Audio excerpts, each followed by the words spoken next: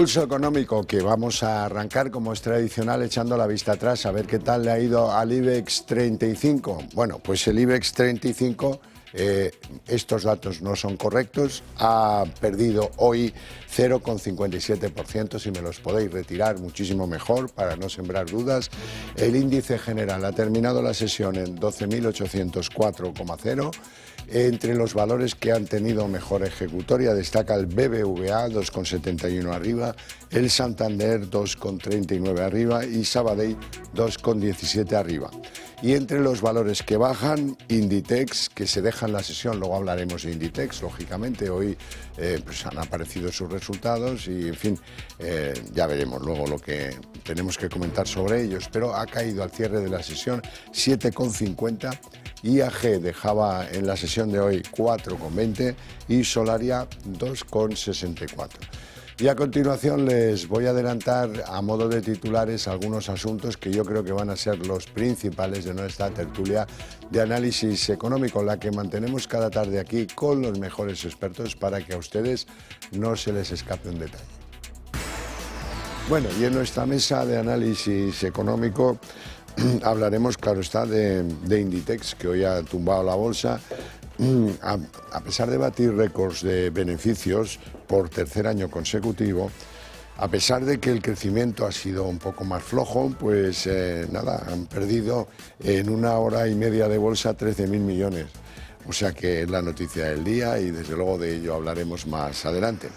Y también tenemos que hablar, cómo no, del IPC de Estados Unidos, porque han salido los datos de febrero y los precios, el crecimiento de los precios está en el 2,8% y la inflación subyacente en el 3,1%. Eso significa que, bueno, el ritmo de contagio de la inflación en Estados Unidos no es tan rápido como el caos de las decisiones en torno a los aranceles. Pues seguro, tan rápido no. O a lo mejor, dicen algunos, hay algunos grandes economistas, por ejemplo, Krugman tiene un estudio que dice que los aranceles no produjeron inflación en Estados Unidos en otras épocas. Bueno, en fin, de eso hablaremos con nuestros invitados hoy, que les presento a continuación. Don Antonio Banda, CEO de Fil Capital. Muy buenas tardes. Ya Hola, buenas tardes. Sí, te estás viniendo abajo. Sí, como si fuera hincha de alguno de los que juegan después. A gritar antes de que empiece el partido. Don Manuel Pinto, le doy la bienvenida porque usted se estrena hoy. Analista financiero, muy buenas tardes, ¿todo bien? Muchas gracias, encantado, todo bien. Fenomenal.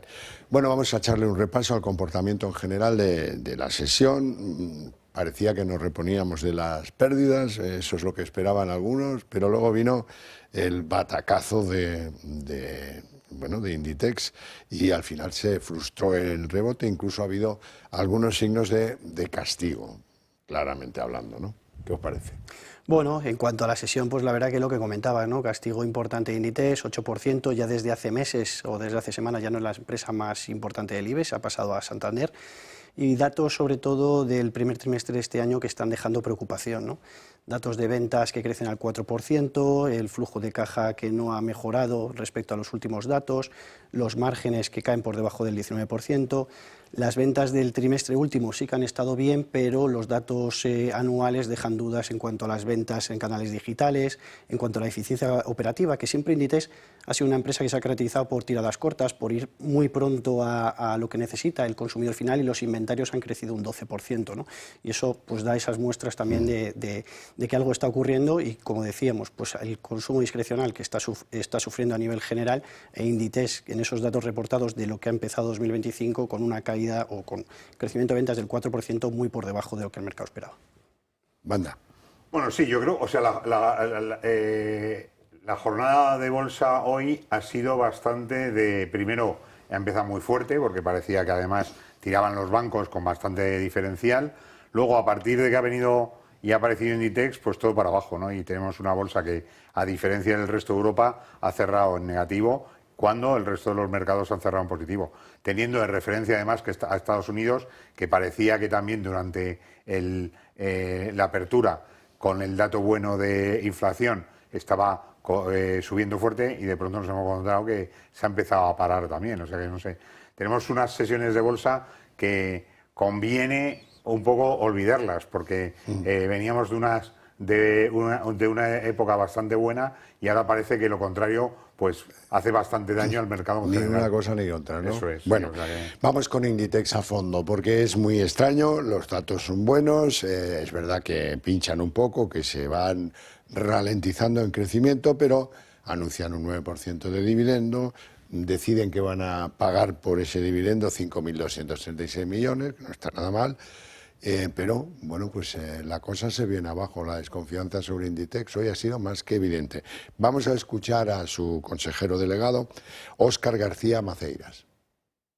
Lógicamente, para nosotros los accionistas son un grupo de interés relevante y tratamos de ir generando ese valor a medio o largo plazo y para ello pues seguimos haciendo un importante esfuerzo inversor. Ese es nuestro foco. Creemos que la evolución de una compañía en los mercados no se puede medir en el corto plazo, sino más bien en la evolución en el medio y largo plazo. Manuel Pinto, ¿qué es lo que hace que los inversores desconfíen? Bueno, al final los datos realmente pues, del último trimestre que arrojaban ese crecimiento en ventas, pero sobre todo el principio, ¿no?, del año. Y es que estamos viendo que las políticas arancelarias de Donald Trump, la guerra comercial que ya estamos viendo y ese efecto que puede tener el crecimiento económico con un menor consumo y en el que los ahorradores pueden esperar a consumir en un futuro cercano o lejano en vez de hacerlo inmediatamente, pues eso provoca dudas y también pues, en un sector como el consumo discrecional que de hecho está bajando más en Estados Unidos que las propias tecnológicas y que se ha hecho evidente también en el sector textil con H&M, con Gap o en este caso también con Inditex, que las cifras, sobre todo el primer trimestre, han arrojado muchas dudas. Anda. Sí, hombre, los resultados han sido muy buenos. O sea, que el número sobre lo que ha pasado hasta ahora, pues no ha sorprendido tampoco al mercado, o sea, estaba en línea con lo que se esperaba.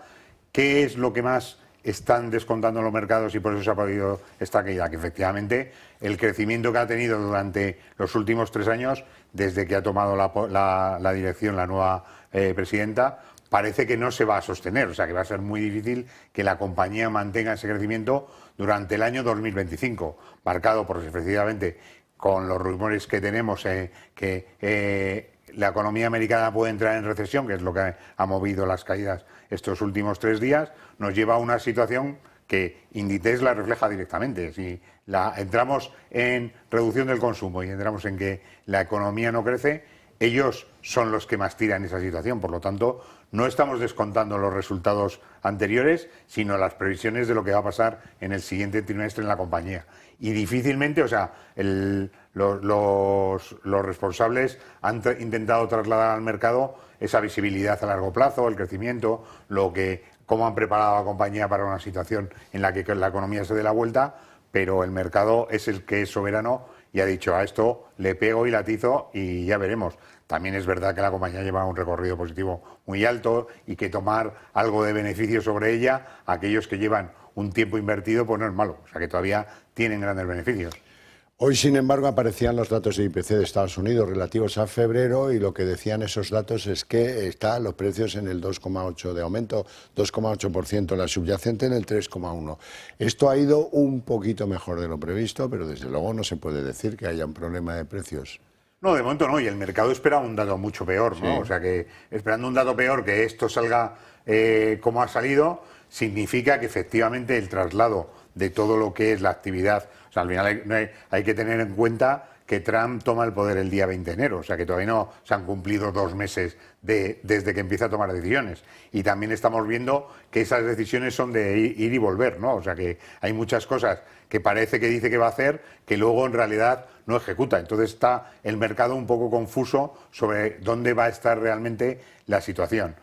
Y de nuevo, preocupa que haya una recesión, ¿no? Que al final se pare el crecimiento, que el consumo deje de ser referencia y que los datos de empleo empiecen a verse perjudicados, ¿no? Y la inflación anticipa todo eso, ¿no? Como un dato de referencia y que anticipa un poco lo que está reflejando los precios, que son los que mueven al final el consumo, ¿no? Ante eso, difícilmente. Aquí ni los empleos, ni el IPC, ni el margen de los precios señalan un aviso a tener en cuenta. Bueno, realmente al final estamos viendo un poco cara y cruz, ¿no?, en los datos macroeconómicos, hoy en la inflación, y lo comentabas antes, es que realmente los aranceles no tiene por qué ser una medida inflacionaria. En el anterior mandato de Donald Trump, ¿qué ocurrió? Que vimos un recorte de impuestos fuerte y después vino ya los aranceles, es decir, que ya veníamos con un incremento fuerte en la masa expansiva, en la masa económica, y por tanto eso derivó en que le subiesen los precios. Pero ahora está ocurriendo lo contrario.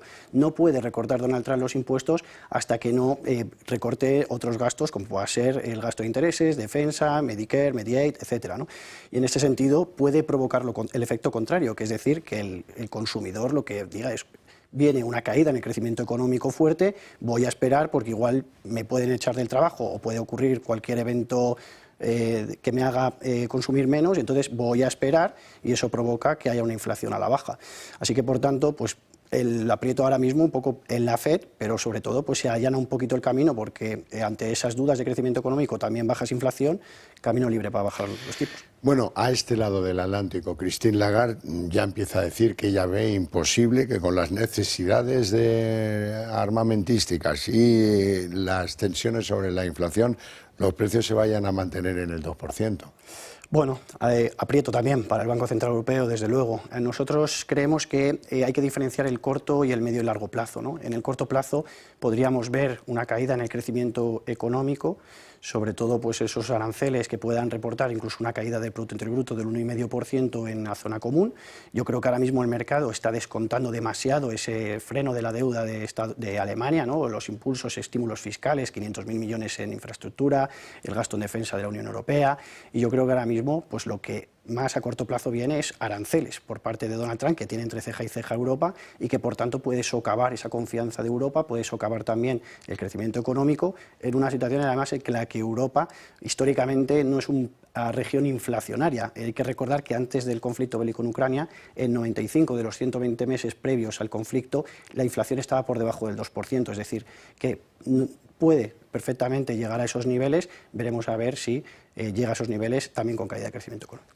Banda. Bueno, al final el Banco Central Europeo tiene un objetivo, que es la inflación, ¿no? O sea, que habla mucho también de boquilla, que le sirve de forma para evitar su intervención. Ya confirmó que no vamos a ver bajada de tipos de momento en las próximas reuniones, y que se van a mantener en el nivel que tenemos ahora mismo. También eso va a depender mucho de que si efectivamente hay una guerra de aranceles o de tarifas con los americanos, qué ocurre con los chinos y su cambio de negocio comercial con Europa y su situación con los Estados Unidos, y por último qué pasa con el petróleo y el gas ruso, si realmente se produce un acuerdo o un acuerdo de tregua durante un periodo de tiempo, y que eso al final trae la posibilidad de abrir las fronteras para el petróleo y el gas ruso. Eso, desde luego, lo que va a llevar es una bajada importante del precio de las materias primas, y eso sí que es antiinflacionista, con lo que podríamos tener y encontrarnos con una inflación fuerte a la baja, con un crecimiento reducido y con una incapacidad en Europa de financiar esos planes que tienen ahí como medida ante una situación de la necesidad de creación de un ejército. Si resulta que no hay guerra, probablemente pues nos olvidemos de hacer inversiones de 800.000 millones en defensa. Y ahora me van a permitir que les dé un consejito. Presentamos el fondo Metafinanzas.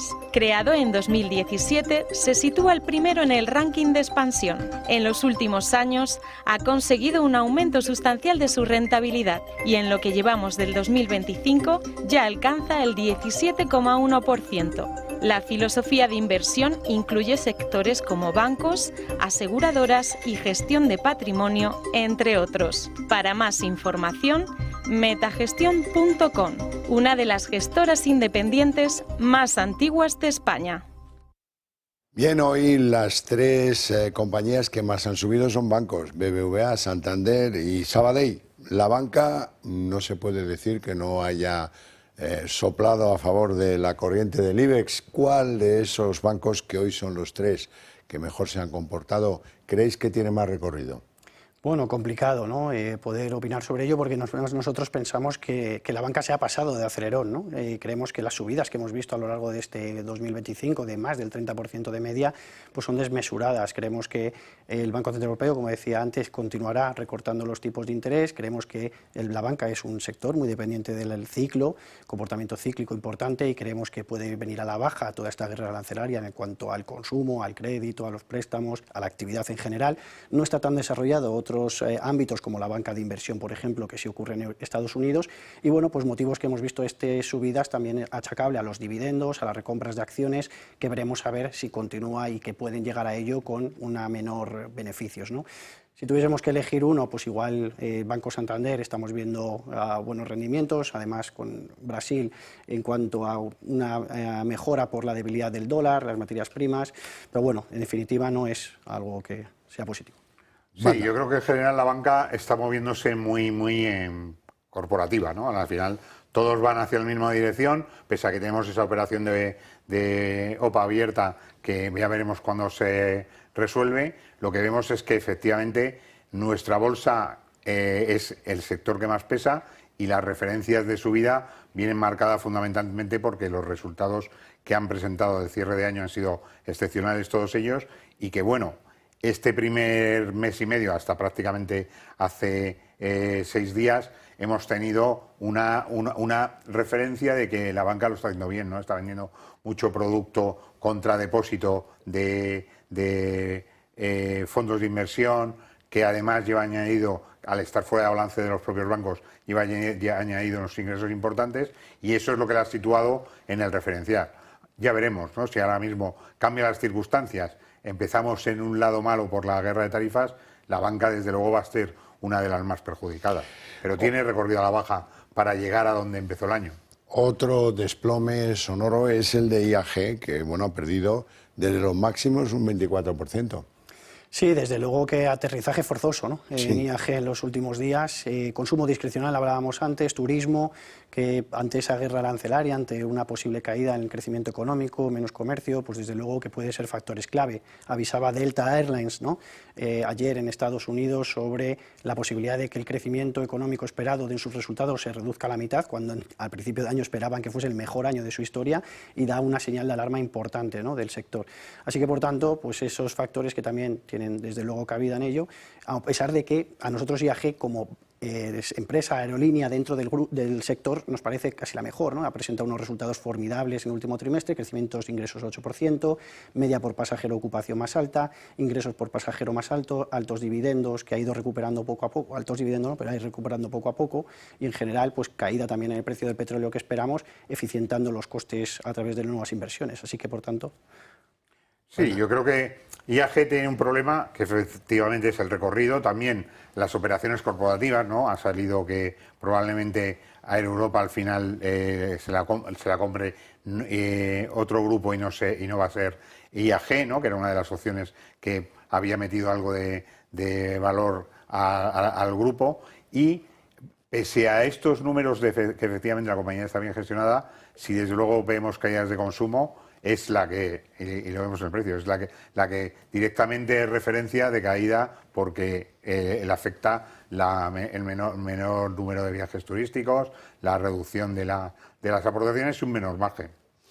Hablemos de Repsol, y lo hacemos porque si miramos un año atrás su comportamiento, veremos que ha perdido pues del orden de un 20%. Sí, yo creo que está muy complicado el precio del petróleo, ¿no? El precio del petróleo, que en el caso del Texas se ha situado por debajo de los 70 euros en algún momento de la semana pasada, y desde luego si se abre la posibilidad a que Rusia saque su petróleo, vamos a ver que el recorrido del petróleo es a la baja. La relación con el precio de Repsol es directa, con lo que es difícil que pueda presentar cosas que sorprendan al mercado contrarias a la reducción del coste de la materia prima. Por lo tanto, pensando que eso puede ocurrir, la compañía le queda bastante sufrimiento. Sí, totalmente de acuerdo. Al final es verdad que los resultados fueron buenos porque el crecimiento de las ventas y de los ingresos fue una caída del 10%, cuando el barril de Brent cayó más del 12%, y realmente pues la división industrial del refino con caídas del 40% en los márgenes pues ha sido muy importante, y sobre todo para mí las dudas es que estableció una estrategia para 2025 en el que se sustentaba en un barril a precio de $75, ¿no? Eso conllevó a esos cálculos a incrementar el dividendo, a incrementar las recompras de acciones, también debido a los 2.000 millones de dólares en desinversiones, y ante una situación en la que vemos el barril de petróleo más abajo de los 75 y cuidado que se podría ir todavía más, pues tenemos dudas de que ese plan estratégico se cumpla, ¿no? Así que por tanto, pues a pesar de que los resultados fueron mejor de lo esperado, 2025 es un reto. Bueno, hoy tengo yo la prueba del 9, porque muchas veces lo han oído comentar aquí, que tenemos un crecimiento poco sano porque depende del gasto público, pero eso son opiniones. Lo de hoy son datos. El Banco de España, cuyo gobernador es un exministro de Sánchez, dice que el gasto público es el responsable del 40% de nuestro crecimiento del Producto Interior Bruto. 40%, de la marinera. Esto ahora ya sí que no es una opinión, es un hecho comprobado por el Banco de España. Bueno, es una opinión que además yo creo que está bien referenciada y que bien defendida en estos años. Lo hemos visto, sobre todo a raíz de la pandemia, el endeudamiento ha ido creciendo de manera sostenida y entran preocupaciones, ¿no? Preocupaciones por el alto nivel de endeudamiento actual, porque al final estamos viendo también partidas ahora para la defensa, pero aunque no contásemos con ello, si te endeudas para tener un crecimiento superior, bueno, pues merece la pena, pero ahora viene una posible situación económica difícil en la que tu economía depende en cierta medida, en gran medida, del turismo, que hemos hablado ahora de IAG, en la exportación de bienes y sobre todo servicios, que ha ido mejorando en los últimos años, así que por tanto, cuidado, porque nos endeudamos más. Además, los bonos ya hemos visto que han tenido una tendencia al alza importante, y entonces ante un nivel de endeudamiento que va más y encima tienes que pagar por ese nivel de endeudamiento, veremos cuál es la siguiente medida del gobierno para poder solventarlo, ¿no? Pero desde luego que es un dato importante y sobre todo que puede hacer mella nuestro bolsillo en el futuro. Anda. Hombre, es muy difícil de ponerte como locomotora de Europa en el crecimiento cuando resulta que tu crecimiento depende del gasto público, ¿no? Al final, a base de reparto en sociedades que son públicas y que además no han colaborado con las sociedades no públicas para lograr mejor recuperación después de la pandemia, hacer un crecimiento mucho más basado en el sector privado y no en el público, nos lleva a que difícilmente este uso del 40% del PIB por parte del gasto público sea sostenible, ¿no? O sea, esto en una economía real difícilmente estaría en estos niveles, ¿no? Entonces, cuando la tienes realmente dopada como por esta situación, lo que tenemos es que esa sostenibilidad del crecimiento no se mantiene, a no ser que busquemos el mantenimiento en el gobierno del gobierno actual en base a ese crecimiento que nos va a poner en alarma todos los ratios de referencia. Ante eso, poco a poco, o sea, lo que has comentado es un dato real que difícilmente se puede defender desde el punto de vista de la economía de un país. Bueno, no tenemos más tiempo, tenemos que dejarlo aquí, eso sí, con mi agradecimiento a ustedes dos por su presencia en el programa y por sus opiniones, y a ustedes por su interés y su paciencia. Ahora, eso sí, para ustedes tengo premio. A la vuelta de publicidad arranca aquí la redacción abierta.